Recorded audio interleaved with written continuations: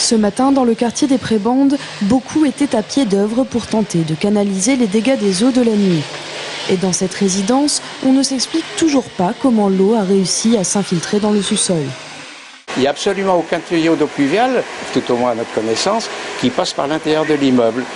Donc ce sont peut-être des infiltrations, peut-être au niveau des trottoirs.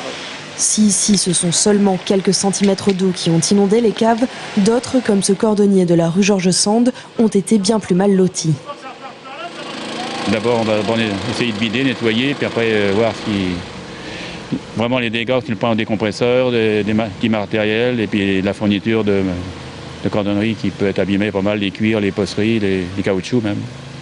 Il y a plus de 40 ans, j'avais déjà connu ça, mais pas depuis. Surtout à cette force-là.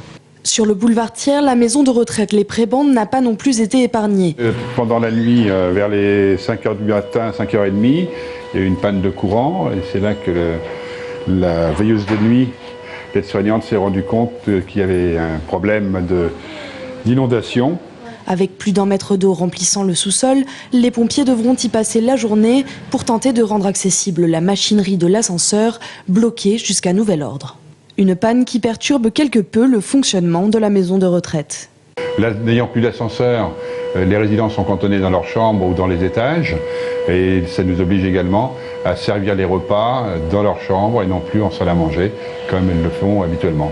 Si dans le quartier des Prébendes, on s'accorde pour dire que cette inondation est l'une des plus importantes des 10 dernières années, il est malgré tout fréquent que l'on y subisse des dégâts des eaux.